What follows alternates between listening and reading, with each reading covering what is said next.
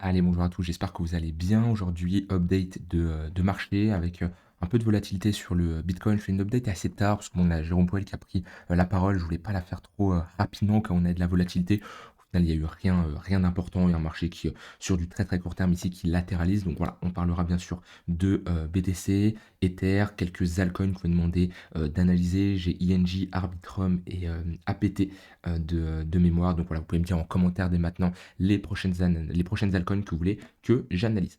Alors, je commence avec le BTC. Bon, de toute façon, c'est assez rapide l'analyse sur le Bitcoin, vu qu'on est toujours dans cette phase de compression, comme on avait vu hier, entre les moyennes mobiles court terme, c'est-à-dire le 15 minutes et le 1 heure qui sont orientés à la baisse, et le tunnel 4 heures qui, lui, fait office de support. Donc ici, dans une phase de compression où c'est pas facile de trader ce genre de mouvement pour ceux qui font de la continuation de tendance. C'est pour ça que, comme je vous l'ai dit, moi, là, je suis un peu plus à l'écart sur les marchés. C'est pas pour ça que je ne prends pas de trade, mais je prends beaucoup moins de trades que j'ai pu le prendre sur les 2 derniers mois lorsqu'on avait ici une belle jambe haussière. Je prépare tout simplement mes zones d'intervention, mes ordres en mode épuisette au cas où on retourne chercher des niveaux beaucoup plus bas, comme j'avais fait à ce niveau-là, hein, lorsqu'on était revenu chercher ces zones-là très intéressantes où je m'étais positionné. Ben là, je remets quelques ordres en mode épuisette au cas où on a une mèche, un mouvement de panique, ça peut aller très rapidement, ça coûte rien. En tout cas, voilà, c'est comme ça que je fonctionne actuellement et je prends très peu de trades actuellement parce que on est ici dans une phase de doute où moi, comme je vous l'ai dit, je suis un peu méfiant le fait d'avoir break le niveau des 107 000 dollars,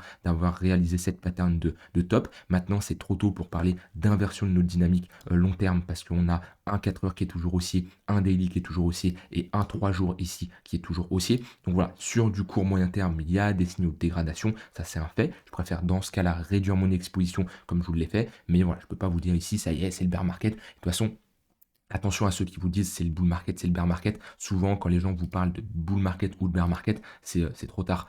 Si je reprends ici le précédent cycle, ceux qui étaient là, et même voilà, ceux qui n'étaient pas là, ça se retrouve avec les vidéos, bien entendu. À quel moment les gens parlaient de bear market, c'est pas qu'on était ici, hein, c'est pas qu'on était là non plus. Ça a commencé à parler de bear market, qu'on était à ce niveau-là et à ce niveau-là.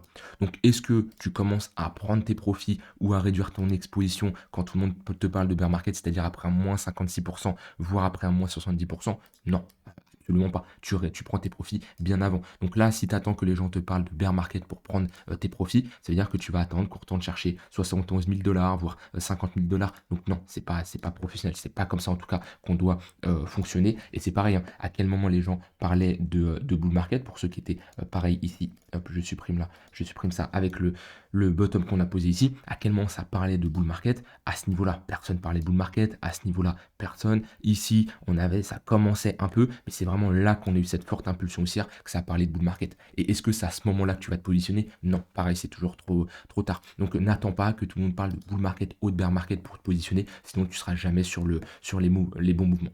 Donc voilà, en tout cas, moi de mon côté, sur le BTC, je reste méfiant. Idéalement, j'aimerais bien avoir ici une reprise des 107 000 dollars avec ce niveau qui tient pour revisiter et faire un nouvel ATH. Si j'ai ça, ok, je pourrais augmenter mon exposition au moment où on aura la réintégration. Si je n'ai pas du tout cette réintégration, moi personnellement, je préfère patienter, prendre des trades sur du court terme si j'en ai, si j'ai des setups qui s'exécutent. Mais je sais très bien qu'avec ce genre de configuration où j'ai pas l'entièreté des moyennes mobiles qui vont dans le même sens, comme on a eu ici, j'aurai beaucoup moins de setups qui vont s'exécuter. Mais c'est comme ça fait partie du trading. C'est pas le marché qui s'adapte à moi, c'est moi qui m'adapte au marché. Si je vois tout simplement que j'ai moins de configuration, moins de setup qui s'enclenche, je ne vais absolument pas forcer et je vais tout simplement patienter d'avoir mon setup qui s'enclenche, hein. Je vous rappelle, un setup, c'est un ensemble de règles. J'ai une règle, deux règles, trois règles, etc., etc.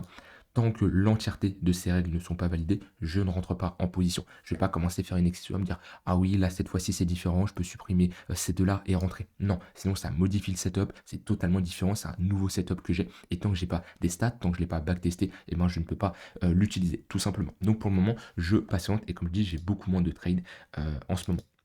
Maintenant, hop, ici, si je mets des moyennes mobiles, on va dire sur du très très court terme, et je regarde ce que ça donne, là on va être vraiment sur de l'intraday, et ben on est globalement dans un range avec un 1 heure, comme je l'ai dit, qui fait office de résistance. On peut mettre ici un volume profile pour voir les extrémités. Donc voilà, pour ceux qui veulent trader un range sur du court terme, tout ce qui revient en dessous des 103 600, 700 dollars, c'est une bonne zone pour chercher des longues.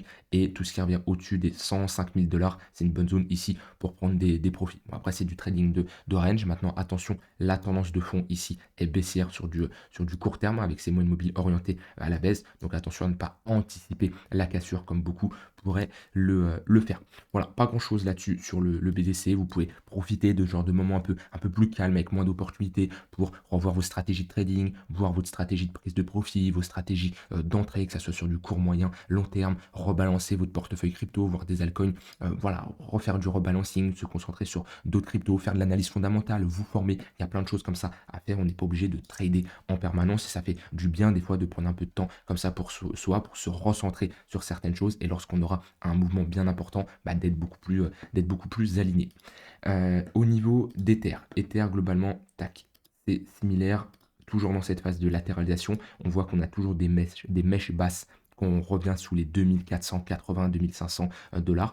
On est toujours dans cette phase de latéralisation. Comme d'habitude, ce range a plus de chances de break par le haut. Pourquoi? Parce qu'on est précédé par une impulsion haussière. On voit tout ce qui revient chercher la pression de value réelle là-haut, ici. Et ben, on a à chaque fois des réactions acheteuses. Donc on voit que pour le moment, bah, les acheteurs se réagissent, hein. On a une compression, on a une zone de combat, comme on aime l'appeler, entre les boules et les bears. La zone ici que les acheteurs aiment bien défendre, c'est les 2460 dollars. Et la zone que les vendeurs aiment bien défendre, c'est la zone des 2660 dollars. Au bout d'un moment, on va avoir une résolution par le haut ou par le bas. Comme je dis, plus de chances de break par le haut. C'est pas pour ça qu'il faut se positionner, comme on l'avait dit ici. Beaucoup de gens ont fait l'erreur, se sont positionnés de manière agressive au niveau des 2670 dollars. Et ben, ils se sont retrouvés piégés. Donc, c'est pas parce qu'on a un range qui a plus de chances de break par le haut qu'on se positionne n'importe comment. Non, moi, je vais beaucoup plus chercher des longues sur l'extrémité basse ici. Ou si je veux chercher des longues au cas où de break, je vais attendre vraiment d'avoir une clôture au-dessus, un pullback idéalement, et là je pourrais jouer le retest. Tant que j'ai pas ça, je peux pas me positionner ici sur une extrémité haute. Après sur Ether, sinon sur du très court terme, hein, c'est globalement pareil, là dans une phase de latéralisation entre deux bornes et on est proche de la borne haute. Donc pareil sur un range encore plus court terme, c'est compliqué de chercher des longues ici. Par contre, si on commence à sortir de ce range par le haut, là les 2550 dollars avec une bonne clôture H4, on aura de grandes chances de revenir chercher ici l'extrémité haute. Voilà, comme je dis, il ne se passe pas grand chose, donc on passe assez rapide BTC Ether, on peut faire une analyse un peu plus profonde sur les altcoins qui ont demandé d'analyser. Hop, ici, ING, on va se mettre ici sur du long terme. ING, ça me parle, je crois que j'en avais fait une analyse il n'y a pas si longtemps, il y a peut-être 1 ou 2 semaines. Moi, je vous avais dit que je n'aime pas la structure qu'a fait ING. On a fait une très bonne performance en 2023. Je vous rappelle, hein, si vous regardez mes anciennes vidéos, je crois que c'était à peu près vers à ce niveau-là, j'avais parlé de ING, comme qu'on avait une magnifique pattern là en weekly qui était validée. Ça, c'est des structures. Quand vous avez ce genre de structure sur des altcoins, c'est magnifique, hein. Vous voyez, ici, la bonne pattern de retournement, il me semble que j'en ai parlé ici, là, vers octobre, on avait une magnifique structure en W, et on voit qu'on a bien décollé après, on a fait un W dans un plus gros W, on a fait un x30, il me semble, sur ING, c'était un très gros trade sur 2023, et quand on perd les moyennes mobiles, quand on a un affaiblissement, où on perd le tunnel daily, et on structure ici un top de marché avec en plus une mèche haute, bah, ça nous indique, attention, on est en train de se retourner, et là on a fait une grosse structure baissière, avec ici un M-top weekly, voire mensuel. On est sur un M-top mensuel. On voit qu'on est revenu tester la ligne de coup. Et pour moi, là, on a plus de chances d'avoir une réaction vendeuse, hein. C'est pas ici un rebond en V-bottom qui va inverser toute la structure de top qu'on a réalisée à ce niveau-là. C'est comme similaire à ce qu'on a fait en 2021. Ici, on voit qu'on a toute cette structure de top.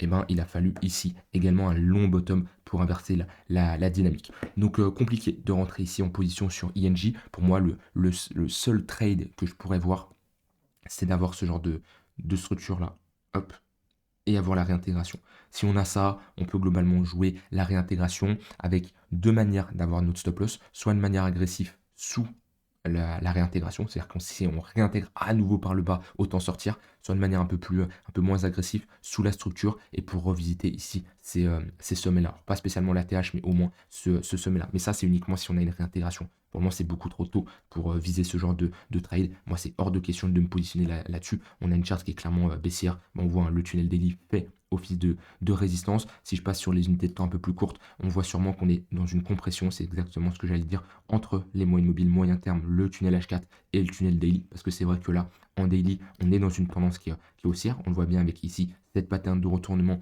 et ici des creux et des sommets de plus en plus haut. Maintenant, la tendance de fond, la tendance long terme est baissière et plus l'unité de temps est élevée, plus l'unité de temps prime. C'est-à-dire qu'une structure en M, par exemple en weekly, a beaucoup plus d'importance qu'une structure en W en daily. C'est-à-dire que ce n'est pas une structure en W en daily qui va inverser une structure en M en weekly. Ça, c'est quelque chose de très important à comprendre. Voilà de ce côté-là sur INJ. Ensuite, vous me demandez Arbitrum. Mais Arbitrum, je pense qu'on va sur une charte qui va être un peu similaire à INJ. Il me semble. Je ne sais plus si on avait réintégré. Ouais, c'est exactement similaire. C'est que on a break ce gros niveau ici de support. Un niveau très très important.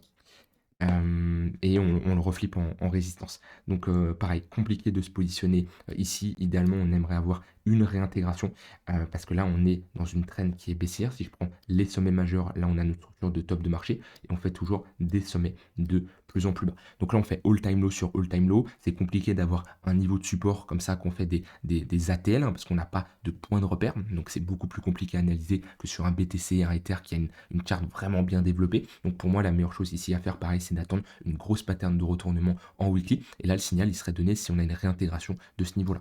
Si on fait quelque chose comme ça, on aurait ici creux, sommet, creux plus haut que le précédent, sommet plus haut que le précédent. On validerait ici une pattern en W, la réintégration de ce niveau-là. Et là, pareil, un trade peut tout simplement se prendre avec, hop, une entrée au moment ici du break de la ligne de coup, un stop loss au niveau du plus bas et viser du 2 pour 1, 3 pour 1. Bon, ça c'est quelque chose qui est tout à fait possible. Et comme je l'ai dit, des stop loss un peu plus agressifs, ça nous donnerait une invalidation si on réintègre le niveau. Donc là, c'est à vous de voir en fonction de l'évolution du prix. C'est beaucoup trop tôt pour, on va dire, planifier ce genre de stop loss. Par contre, voilà, ce stop loss, il est tout à fait possible sous la structure au cas où on a validé cette pattern de retournement. Donc ça, moi, c'est ce que je surveillerai en tout cas ici sur Arbitrum. Attention, c'est une crypto, on avait pas mal de tokens à débloquer, ouais.